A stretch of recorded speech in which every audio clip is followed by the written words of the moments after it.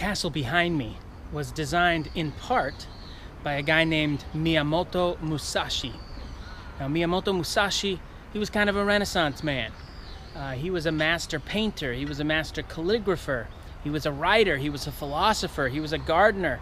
Obviously, he dabbled in architecture, but he was most famous for his mastery of the sword. In fact, he may have been the greatest swordsman who ever lived, not just in Japan, but in the world. Now, Musashi was born at an interesting time. He was born right at the tail end of a period of decentralization in Japan, a period of warlordism. Now, in the 1540s, a foreign group had shown up, the Portuguese, and using Portuguese guns, one brilliant but brutal general, his name was Oda Nobunaga, was able to take over half of Japan. By the time he died in 1582, he'd taken over half of Japan. 2 years later, Musashi was born. Oda Nobunaga was succeeded by another general, potentially more brilliant than Oda Nobunaga, and his name was Toyotomi Hideyoshi. Toyotomi Hideyoshi picked up right where Oda Nobunaga had left off after a brutal succession struggle, of course, and he went on to conquer virtually all of Japan. By the early 1590s, this is about the time that Musashi was around 10 years old, Toyotomi Hideyoshi controlled, nominally at least, virtually all of Japan. And as is so often the case, once a leader has unified a country, unified being a euphemism for subjugated and conquered brutally, the military might of that country is then projected outward. And in the case of Japan, that was true. Toyotomi Hideyoshi unified Japan and then immediately looked overseas to China and went on to try and conquer China through Korea. But that's a whole nother story. Throughout this time, the period of Toyotomi Hideyoshi's consolidation of power, Musashi was being trained in the art of the samurai. He grew up in a samurai family, and as was custom from a very young age, he was trained with the sword, he was trained with other weapons, and he became quite a master. In fact, by the time he was 13, he was already winning duels. His first duel was at the age of 13. He answered the challenge of a obviously older, more experienced, bigger, stronger guy. And in a few seconds, Musashi had the guy on the ground and basically beat him to death with a wooden stick. He died, vomiting blood.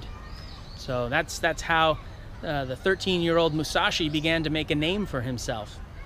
Well, given Musashi's natural skill, talent, his abilities, that he's only going to develop further over the next few years, it's no surprise that we find him in 1600, still a teenager, on one of the great battlefields in Japanese history, there on the plains of Sekigahara. This is a great deciding battle, a succession struggle. Toyotomi Hideyoshi has died. He died a couple years previously. He'd handpicked a successor, his son. Unfortunately for Toyotomi Hideyoshi, when he died, his son was only 5 years old, so obviously there's going to be a struggle. Now, there we are, plains of Sekigahara, and we've got Toyotomi Hideyoshi's group, the supporters of his son, on one side. Musashi is among them.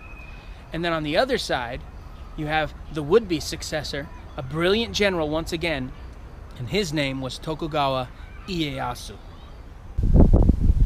Now, the plain or valley of Sekigahara lies on what used to be a major trunk road between Edo and Kyoto, the Nakasendo. And so it makes some sense that the big showdown between East and West in Japan, the great deciding battle in modern Japanese history, would take place here at Sekigahara. And so 160,000 soldiers show up, 80,000 for either side, here in this valley. Musashi probably among them. And if Musashi was among them, then he would be doing what they were doing that morning. It had rained very hard that night. They're all drying out their clothes probably in the early morning hours. And then there's a heavy mist in the air, and then around 8 in the morning that mist lifts and shots are fired, and 6 hours of extremely bloody battle takes place. Tens of thousands are killed. We don't know if Musashi was for sure among them. In his own writings, he said that in his youth, he took part in half a dozen battles. He would have been about 16 if he took part in the Battle of Sekigahara. So it would make sense that You know, he's a youth during this time, so this could have been the one, and certainly tradition states that he was here. But of course, he was on the losing side. He would escape. If he was here, obviously he would escape, and some of the others of the Army of the West escaped, but many, many did not. In fact, I'm standing on the grounds of it's a burial site of Western leaders and others whose heads were decapitated in the Japanese style and buried here. So their decapitated heads are buried right here on these grounds. Well, at the end of the day, Tokugawa Ieyasu was victorious, of course, and able to consolidate power over the next few years. 3 years after Sekigahara, he's given the title Shogun by the emperor, and we enter a new age in Japanese history, 250 years of Tokugawa rule.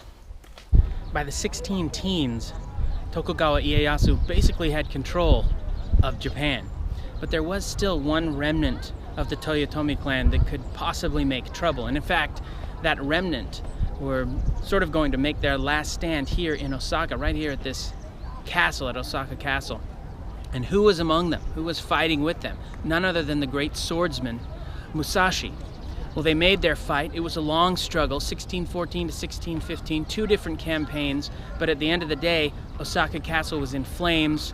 Toyotomi Hideyori and his mother had committed suicide, and Tokugawa Ieyasu had taken the 8-year-old, the last member of the Toyotomi clan, and had beheaded him in Edo, and thus ended any chance of the Toyotomi clan ever making a comeback. And for Musashi, this was the last great battle that he would fight in. He may have been undefeated, and tremendously so, 60 plus undefeated duels one-on-one, but the 2 most important battles he would fight would both be defeats. Well, after Osaka, Musashi spent several years just wandering around Japan. And he'd wandered before. He'd gone on a sort of warrior's pilgrimage between Sekigahara and Osaka for years and years. So he's no stranger to wandering around Japan. He sets up a dojo here and there. He teaches students for a year or 2 or 3, and then he'll move on to the next place. At one point, he finds himself in Edo, the capital of the new shogunate. And he might have been the teacher, the trainer of the shogun, had the shogun not already had several talented trainers that he was loyal to.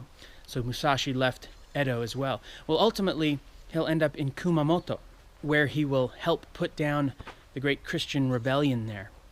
He'll continue to duel, although usually now he's got such a reputation at this point that the duels are usually at the instigation of his rivals, of his opponents, but he never lost. Well, Musashi, in his 50s, now, keep in mind, he'd spent most of his life as a ronin, in other words, as a masterless samurai. Well, now he's in his 50s, he's in Kumamoto, and he's finally made the retainer of the Lord of Kumamoto, who gives him a castle as residence, Chiba Castle. But unfortunately for Musashi, who finally gets what he was looking for all his life, he almost immediately gets sick. Now, this sickness could have been cancer, it could have been a nerve disorder, but whatever it was painful enough that it convinced him that he was dying. And so in very Buddhist fashion, actually, he went on sort of retreat to a cave. He retired to a cave. And it was in the cave that he wrote his most famous work, the Book of 5 Rings. Now, each of the rings represented some distinct element of battle. But this was a book that was read by more than just, or would be read by more than just warriors and fighters. This was more than a fighting book. This was a philosophical treatise. And it's been, its principles have been applied by all sorts of people ever since in Japan, not just warriors, not just soldiers. Well, just 2 or 3 months after handing off the finished Book of 5 Rings to his best pupil, he did indeed pass away. Musashi died.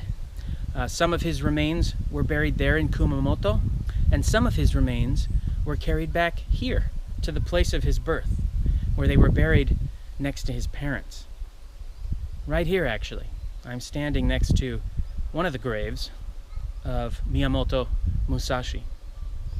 Now, maybe it's not a coincidence that Japan would produce its greatest swordsman, and perhaps the world's greatest swordsman, during one of its most turbulent and transformative periods.